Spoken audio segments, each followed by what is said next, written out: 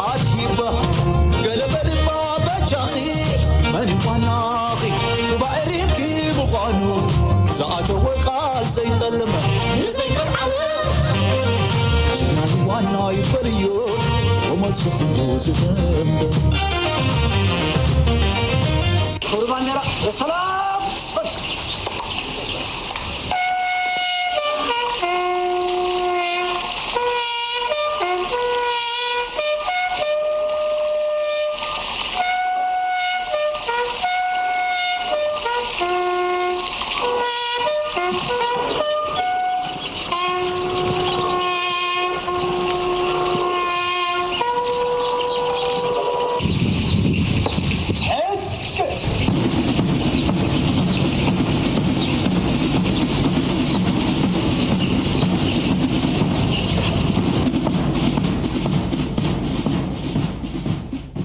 ቀይሕ ቀጠልያ ሰማያዊ እቶም ቀንዲ መሰረታውያን ሕብርታት እዮም ኣብዚ ተፈላለየ ስራሓት ድማ ህቡባትን ኣብ መዓላ ብዙሕ ስራሓትን የገልግሉ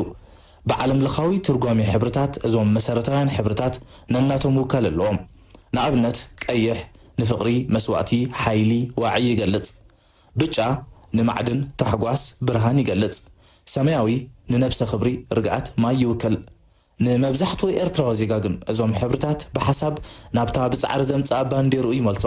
ምክንያቱ ባንዴራ ኤርትራ ብጫ ወሲኻ ነዞም መሰረታውያን ሕብርታት ዘማእኸለት እያ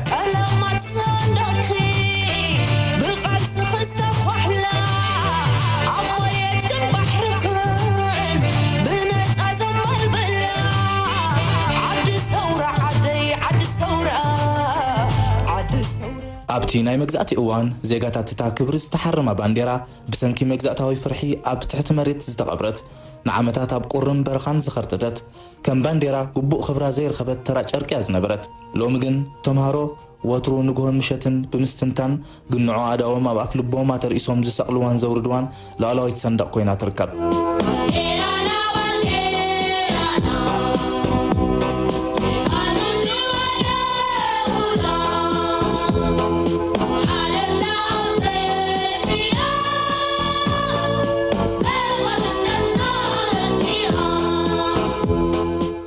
ናይ ወትሩ ባንዴራዊ ቅንዕ ርቡዓዊ ቅርጺ ሒዛ ብኽልተ ህንጻጻት ኣብ ሰለስተ ክፋላት ተኸፊላ ትርከብ ባንዴራ ኤርትራ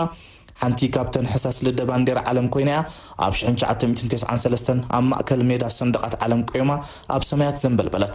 ባንዴራ ኤርትራ ኣርባዕተ ወከልቲ ሕብርታት ኣለዋ ቀጠልያ ቀይሕ ሰማያዊ ከምኡውን ብጫ በቲ ልክዕ ቅማረ ሕብርታት ድማ ከምዚ ዝስዕብ ዓቐን ይህልዎም ቀይሕ PMS 185 ቀጠልያ PMS 361 ሰማያዊ PMS 279 ብጫ PMS 123 ዝልክዑ ሕብርታት ትውነን መብዛሕትአን ባንዴራታት ዓለም ንጋድም ብዝውረር ሕንጻጻት ብምጥቃም ዝከፋፈላ ባንዴራ ኤርትራ ግን ንቄናን ብዝውረሩ ሕንጻጻት ብምክፍፋል ሰለስተ ስሉስ ኩርናዓዊ ክፋላት ተሓቆፍ ንጋርዮ ዘይስበር ዓጽም ኳኖ ሰንደቂ ንጋርዮ عصادق تنفس مانو وغغي نغاريو بزي تفلالي جزاتي عرفت زي رخب حزب ኤርትራ باغو ارم هاغرو كقوم عدل አይረከበን ድሕሪ ብዙሕ መዋለ መግዛእቲ ኤርትራ ኣብ ትሕቲ ሞግዚትነት ዝተባሃለ መግዛእቲ እንግሊዝ ድሕሪ ምጽናሕ ኣብ 1952 ብፌደሬሽን ምስ ኢትዮጵያ ክትቁረን ተወሲኑ እቲ በአንዞማ ተንዞ ዝተነድፈ አንቀጽ ፌደሬሽን ኣብ ብዙሕ ሸነኻቱ ኣብ ታሽዑ ዝቆመት ባይቶ ኤርትራ ብዙሕ ክትዓት ዝፈጠረ እዩ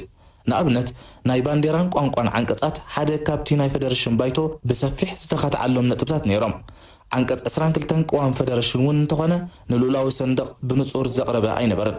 እቲ ዘይንጹር አንቀጽ ከም ዝስዕብ ይብል ናይ ኤርትራ ሰንደቕ ዓላማን ማሕተምን ምልክትን ዝርኢ ጉዳይ ወይ ነገር ብምባል ጠልጠላ ቢሉ ገዲፍዎ እዚ ነታ ንኤርትራ ንምግባጥ ክቱር ሃረርታ ዝነበራ ኢትዮጵያ ናይ ንጉስ ወኪል እንደራሴ ኣባይቶ ኤርትራ ንምውሓስ ከም ናይ ዋጋ ዓዳጋ ዕድል ተጠቂማትሉ እቲ ባይቶ ምእንቲ ሃገራዊ ሰንደቕን ታሪኽን ንምእታው እንደራሴ ንጉስ ሃይለ ስላሴ ኣብ አንቀጽ ምስ ጉዱብ ስልጣኑ ብምቕባል ነቲ ናይ ሰንደቕ አንቀጽ 22 ብንጹር ኣዕሪዎ ሓደ ፌደራል ባንዴራ ሰንደቕ ዓላማ ኣብ መላእ ኤርትራ ይኽበር ክልተ ናይ ኤርትራ ባንዴራ ማሕተምን ኣርማን ይህሉ ዝርዝራቱ ድማ ብሕጊ ይውሰን أمتأتا حبر بانديرا فدرشن بلك عداء أي فلت أمبر بايتو إرترا ملوء دمسي استقبلوا ينيرو محمد عمر حكيتو أقدمو سمياو زمدرا شو عتا خخوب زلوا بانديرا كم حسابنا بايتو كوا قريبوان تنبرا تقبلنا تايرخبن دحري بزح كتعات اتا سمياو زمدرا كلتا قطليا ጨናፍራ ውልዕ ዘለዋ ባንዴራ ب13 መስከረም 1952 ቀዳም መዓልቲ ናብ ባይቶ ቀሪባ ብሙሉእ ድምጺ ተቀባልነት ረኺባ ኣብቲ ናይ 1952 እዋናት ንኤርትራ ቀዋማ ይኹን ካልእ ሃገራዊ ቅጥዕታት ኣብ ምውጻእ ሕብራት ሃገራት ብመገዲ አንዞ ማቴንዞ ኣቢሉ ይትግብሮ ነይሩ አንዞ ማቴንዞን ኣብቲ እዋን ዓቢ ተሰማዕነት ስለ ዝነበሮ እታ ባንዴራ ብውድብ ሕብራት ሃገራት ዝተዋሃበት ያውን ይበሃል እዩ ኣብዚ ወንዝ ድማ እታ ከም ናይ መጀመርታ ባንዴራ ህዝቢ ኤርትራ እትቁጸር ሰንደቕ ሰማያዊ ዝምድራ ቀጠልያ ውልዕ ዘለዋ ብ16 መስከረም 1952 ሶሉስ መዓልቲ ሰዓት 9 ንግሆ ኣብ ህንጻ ባይቶ ናይ ሎሚ ህንጻ ሚኒስትር ትምህርቲ ብወግዒ ተሰቂላ ንገርዮ ኣብ ሰብ ድሪምኪ ክሰግዱ ንገርዮ ክድኽንዳኺ ክነዱ ንገርዮ እታ ናይ ፌደሬሽን ባንዴራ ግን ዕድሚኣ ሓፂር ነይሩ ምስ ምምጻእ ኣስፋ ወልደ ሚካኤል ኣብ 1956 ምግሃስ ፌደሬሽን ብኢትዮጵያ ኣብ ጥርዚ ዝበጽሓሉ እዋን ነይሩ ኣብ 1958 ንግሳዊ መንግስቲ ኢትዮጵያ ንኤርትራ ክግብታ ብምኽኣሉ ንነብሱ እንቋዕ ሓጎሰኪ ክብላ ከሎ ሉላዊት ሰንደቕ ኤርትራ ድማ ብወግዒ ካብ ግቡእ ሰፈራ ወሪዳ ግቡእ ክብራ ሲኢና ኣብ ቃልዕ ሜዳ ክብራ ተቐንጠጠት እቲ ድሕሪ 3 ዓመት ዝጀመረ ቃልሲ ህዝቢ ኤርትራ ድማ ነዛ ባንዴራ ንምምላስ ብዝብል ኒሕ ጀሚርዎ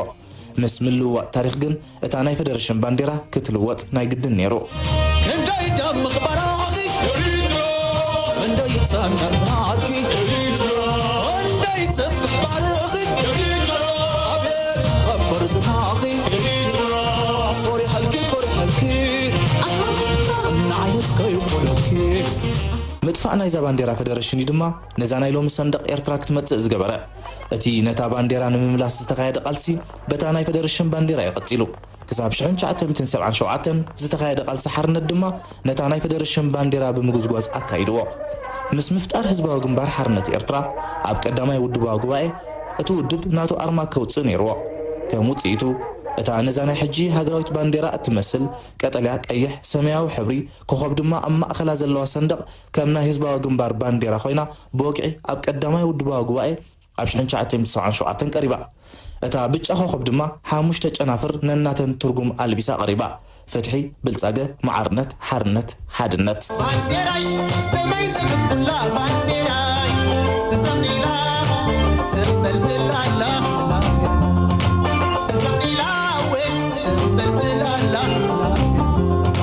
እተናይ መጀመርታ ባንዴራ ኣብ ግዜ ቃልሲ ብኢድ ኣብ ወረቐትን ጨርቅን ዝተሳእላ ታሪኻዋን ባንዴራታት ድሮ ብዕድመ ሰጊመን ቅርሲ ኮይነን ይርከባ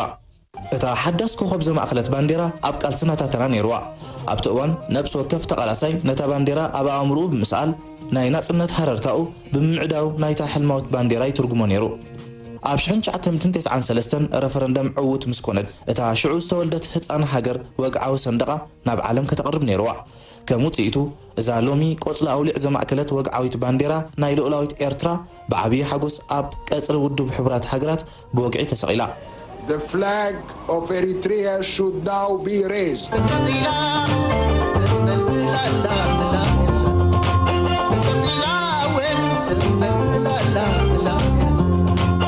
أوه أزست خاتاتلكم ما ملأختي كبر بريزيدنت إسياس أفورقي كان معسران شمونتن عمد مالت بشحنت شعتم إتنتيس عن 3 عامة مهرد كاب زهابو سفح مقلت إذا توسد يوم بلو كاب إرترا نابل صحفة ودب حبرات هاجرات زركبلو هنت أنا زنبرة مسرح مسك البانديرا دما كان نسخخركم. I have the great pleasure in welcoming to the United Nations the chairman of the delegation of Eritrea, Excellencies, ladies and gentlemen, on behalf of the entire membership of the organization, I congratulate our 2 new member states. It is for me a privilege and a pleasure to welcome Eritrea and Monaco into the international community and the United Nations. I congratulate the governments and people of Eritrea and of Monaco on their accession. It is always a happy occasion when new member states are admitted into the United Nations. Eritrea came to independence following a long struggle through a democratic act of self-determination. The United Nations is proud to have been associated with that process and with the birth of Eritrea as an independent nation. Come to statehood by very different routes, but each will be able to make its special contribution to the United Nations, drawing on its history and its special vantage points. So this is a time to reassert the fundamental universality of the United Nations. I look forward to working with Eritrea and Monaco. The flag of Eritrea should now be raised.